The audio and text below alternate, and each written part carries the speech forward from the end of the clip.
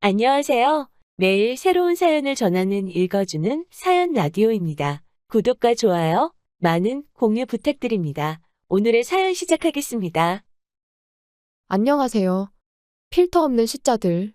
특히나 그 중에서도 시부모로 인해 이혼한 30대 여성입니다. 제가 오늘 이렇게 사연을 쓰게 된 건 이혼한 제 전 남편의 부모, 그러니까 전 시부모에 대해서 이야기를 하고 싶어서예요. 이제 그만 잊고 살지. 무슨 할 말이 남았냐 싶으시겠지만, 맞아요. 저도 제가 다 잊었다고 생각했어요.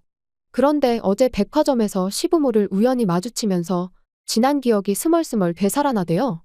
그래서 정말 마지막으로 어디 대나무밭에다 시원하게 한번 털어내는 셈치고 제 이야기를 좀 해보려고 합니다.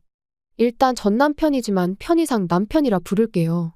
남편은 저보다 7살 많은 직장 선배였습니다. 그리고 저는 솔직히 처음엔 남편을 남자로 본 적은 없었어요. 일단 뭐라고 해야 하나 부리부리한 이목구비부터 시작해서 외모가 제 스타일이 아니었거든요.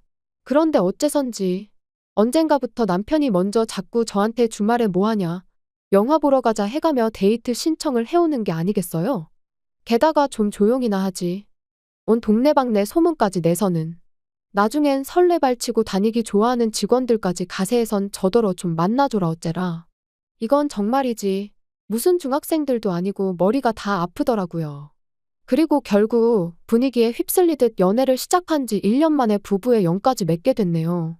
여담이지만 다행히 회사가 사내 커플 사내 부부에 호의적이다 보니 가능한 일이 아니었나 싶습니다.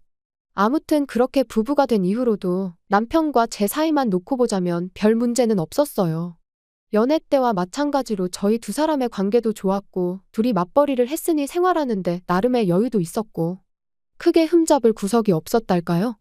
하지만 그런 저희가 이따금씩 부딪히는 경우가 있었는데 그럴 땐 100이면 100 시자들 때문이었어요. 이미 오래전에 남이 되어버린 사이니 예의를 차릴 필요는 없을 거고 그러니 솔직하게 말하겠습니다. 저는 이날 이때껏 살면서 정말이지 제 시댁 식구들처럼 싼티나는 사람들을 본 적이 없는 것 같아요. 그게 뭐 옷을 야하게 입고 그래서가 아니라 신우들은 물론이고 어머님 아버님까지 아주 거침없이 아무 말이나 해댔거든요. 뭐 대통령 정치인은 예산일이고 친척들의 오다가다 스치는 사람들까지 무슨 한 주거리 씹듯 씹어대더라니까요. 그리고 돌이켜 생각해보면 처음 시댁에 인사를 하러 갔을 때부터 그런 낌새가 있었는데 연예인 흉 좀 볼 수도 있는 거지 하고 넘긴 게 문제였나 싶기도 해요. 지금도 생생하게 떠오르는 게 식사를 마치고 이제 저는 어머님을 도와 설거지를 하고 뒤늦게 남편을 비롯한 식구들이 모여 앉은 거실로 향했는데 다들 제가 와서 앉는 줄도 모르고 아주 빨려 들어갈 듯이 TV를 보면서 저 여자 연예인 얼굴 좀 봐라 어떻지 않냐? 무슨 성형을 한 게 분명하다 뭐 그런 이야기만 하고 있더라고요.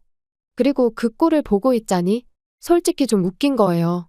친구들끼리도 아니고 동생이 결혼할 여자까지 데려온 상황에 저런 얘기나 하고 있나 싶어서요.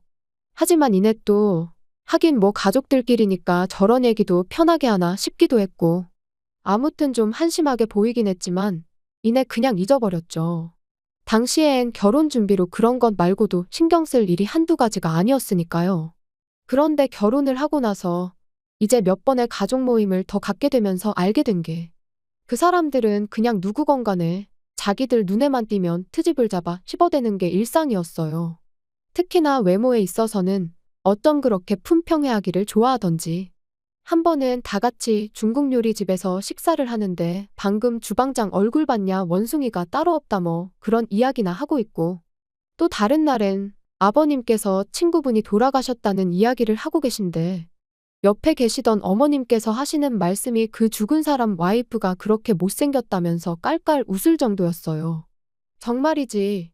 이건 뭐 어떻게 리액션을 해드려야 하나 싶으면서도 한편으론 그래도 그렇지. 사람 죽은 얘기하는데 저런 소리가 나오나 싶고. 하지만 이 모든 걸 그렇다 치더라도 저는 건들면 안 되는 거 아닌가요? 결혼하고 몇 달 되지 않았을 때였어요. 어머님께서 감자탕을 끓여놨으니 남편하고 와서 좀 가져가라고 연락을 해오셨습니다. 그래서 시댁에 갔는데 어머님이랑 두 신우가 잠깐 마트에 다녀온다고 저랑 남편더러 집 좀 보고 있으라대요. 그래서 알겠다 했는데 그만 제가 깜빡 잠이 든 거죠. 그리고 얼마나 시간이 흘렀을까? 어디선가 두런두런 들려오는 말소리에 제가 잠에서 깼습니다. 그런데 옆에 있어야 할 남편은 안 보이고 살짝 열린 방문 사이로 뭐가 그리 재밌는지 꺽꺽거리며 웃음을 참아대는 어머님과 두 신우만 보이더라고요. 그래서 저도 이제 갑자기 나가긴 그러니까 나름대로 기척을 내려고 했는데 그 순간 누군가가 제 이름을 얘기하며 솔직히 너무 못생기지 않았냐는 거예요. 하나씩 뜯어보면 봐줄 만한데 눈, 코, 입이 주차가 엉망으로 됐다면서. 그러니까 어머님께서 그거 표현이 기가 막힌다며 또 꺽꺽대시고 비록 제 면전에다 한 건 아니었지만 어쨌든 그런 이야기를 듣고 나니 도무지 거실에 나가 표정 관리를 할 자신이 없었어요. 그래서 다시 눈을 감고 자는 척을 했지만 이미 온 신경이 밖에서 들려오는 소리를 향해 있었죠. 그리고 큰 신우는 제가 잔다고 확신을 한 건지 계속해서 키가 너무 작다, 저런 애 뭐가 좋다고 결혼했는지 모르겠다. 정말이지 마음 같아선 당장이라도 뛰쳐나가. 너는 뭐 얼마나 생겨먹은 줄 아냐고 한마디 쏘아붙이고 싶은 심정이었습니다. 하지만 한편으론 제가 나가서 한마디 한들 미안하다 할 신우도 아니었거든요. 그래서 똥이 무서워서 피하냐 더러워서 피한다는 마음으로 올라오는 화만 꾹꾹 눌러 참았네요. 그리고 그때 이후로 시댁에 가는 횟수를 극도로 줄여나갔습니다. 웬만하면 남편만 보내고 가게 되더라도 정말 밥만 먹고 후딱 집에 온다던가 하는 식으로 시댁 식구들하고 아예 말 자체를 안 섞으려고 했어요. 그랬더니 이제 남편도 뭔가 이상하다 느꼈는지 하루는 저한테 요즘 왜 그러냐고 묻더라고요. 그래서 실은 얼마 전에 갔던 시댁에서 그런 이야기를 하는 걸 들었다고 솔직히 털어놓았습니다. 그리고 그때 제 마음은 다른 것보다도 그저 남편이 제 편을 들어줬으면 하는 것이었어요. 그런데 남편이 말하길 누나들 입장에선 좀 그렇게 생각할 수도 있을 것 같답니다. 둘 다 예쁘다는 소리도 자주 듣고 같은 여자가 보기에도 늘씬하지 않냐면서. 그래서 누나들이 자기 와이프가 될 여자에 대한 기대치가 좀 있었던 것 같다나요? 정말이지. 제 편을 들어주긴커녕 어떻게든지 누나들만 감싸고 돌기 급급한 남편의 꼴을 보고 있자니 저도 심사가 뒤틀리는 듯 했습니다.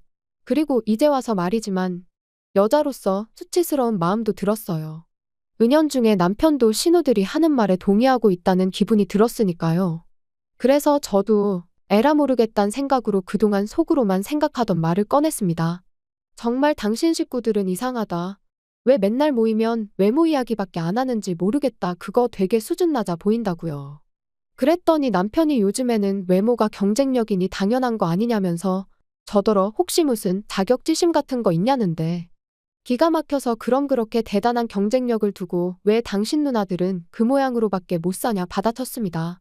참고로 하나는 아르바이트만 전전하고 다른 하나는 남자한테 속아서 전 재산을 거의 다 날렸어요. 아무튼 뭐 결국 그날 대판 싸웠네요. 그리고 이게 얼마나 대단한 일이라고 생각하실 수도 있겠지만 저는 이 일로 남편에게 많이 실망하기도 했고 그러면서 좀 정이 떨어졌습니다. 그리고 그 때문인지 점점 남편하고 가벼운 스킨십조차 하기도 싫고 제가 남편을 좀 멀리하게 되더라고요. 그런데 이런 상황을 모르는 시부모님께선 결혼한 지 왜 1년이 다 되도록 소식이 없냐며 하루가 멀다 하고 손주 타령을 하시기 시작하셨습니다. 그리고 그 무렵 저는 정말 생각이 많았어요. 그도 그럴 게 어쨌든 여전히 남편과는 같은 회사를 다니고 있었으니 이혼은 엄두가 나지 않기도 했고 사실 그때까지만 하더라도 일단 저부터가 이혼하면 여자만 손해다 싶었으니까요. 그래서 그래, 애를 갖자. 애를 가지면 좀 부부 사이가 나아질지도 모른다. 그런 결론에 다다르게 된 거죠. 그런데 문제는 그렇게 마음을 먹은 이후로 남편하고 열심히 노력을 했는데 어째선지 반년이 지나도록 임신이 되질 않았습니다. 그래서 결국 남편과 함께 병원을 찾았어요. 그리고 병원에서 듣게 된 말은 남편이 키도 크고 체격도 좋은데 정자수가 적어도 너무 적다는 거예요. 그러면서 애를 많이 써야 할 거라는데 솔직히 제 입장에선 기가 찰 노릇이었습니다.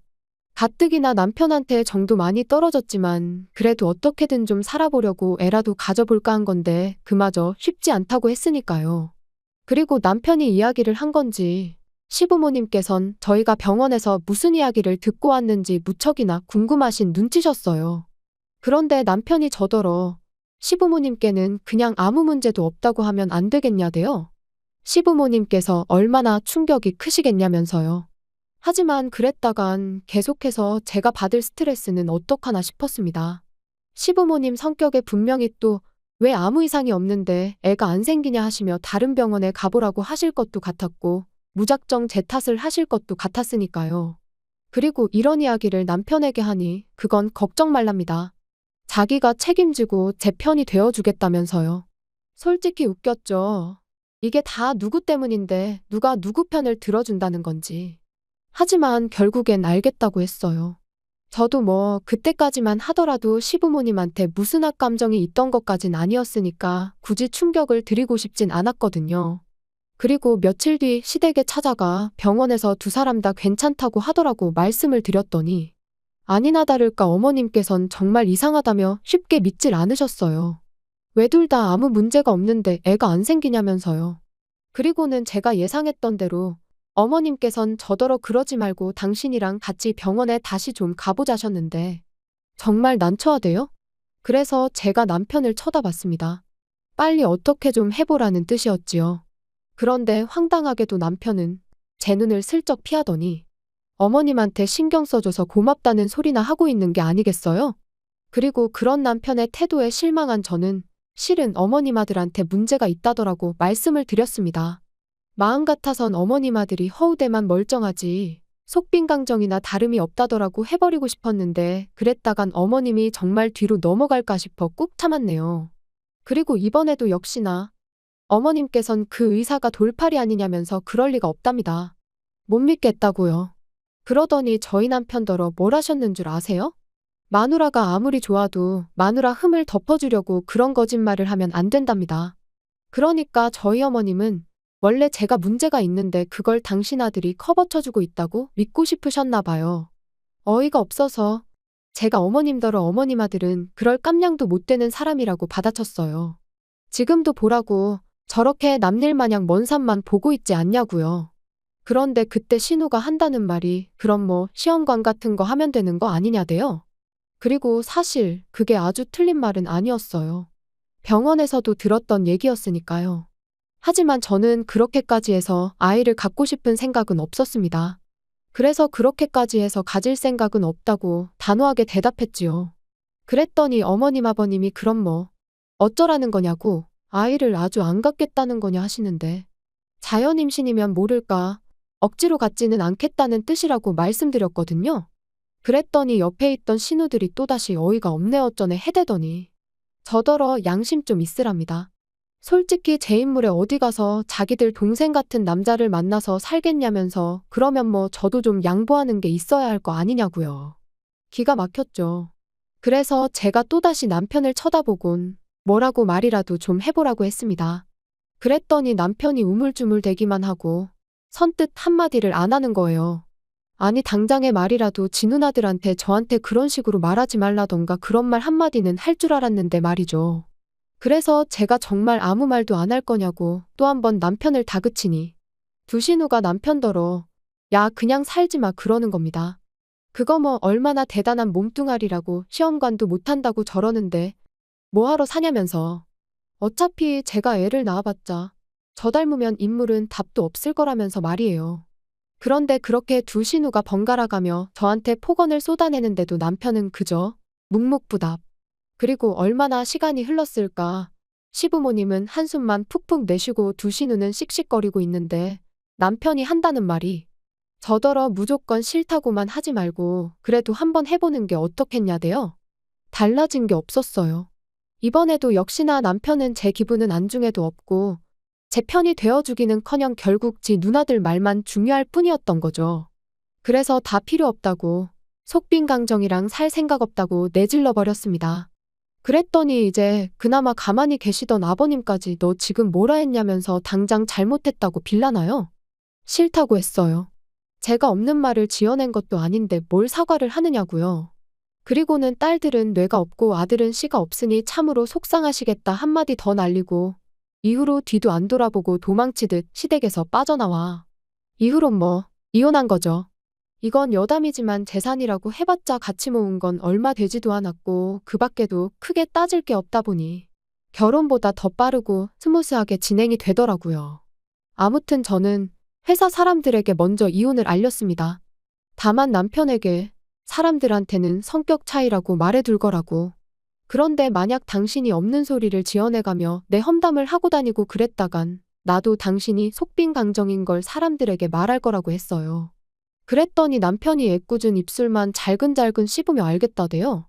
그리고 저는 이혼한 지 3년 만에 지금의 연하 남편과 재혼을 했습니다. 사실 남편과 이혼 후에도 회사에서 나올 생각은 없었는데 아무리 제가 결백하더라도 사람들 입방아에 오르내리는 건 어떻게 막을 수가 없더라고요. 게다가 오르내리기만 하는 게 아니라 이야기가 부풀려지기 일쑤였으니 정말이지 스트레스가 이만저만이 아니었죠. 그래서 아예 다른 업계로 이직을 했는데 거기서 지금의 연하 남편을 만나게 됐네요. 능력 있고 자상하고 이런 말 못하지만 전 남편하고는 비교도 안 되게 이번만큼은 제가 생각해도 저한테 과분한 사람이에요. 게다가 연하 남편과 재혼한 지 얼마 지나지 않아 바로 아이도 생겼습니다. 어제도 이제 곧 태어날 아이를 위한 용품들을 사려고 백화점에 갔던 거고요. 그런데 그렇게 전 남편은 물론이고 시부모의 신우들까지 마주칠 줄이야. 게다가 다들 하나같이 불러온 제 배를 보고는 꽤나 놀란 것 같았죠.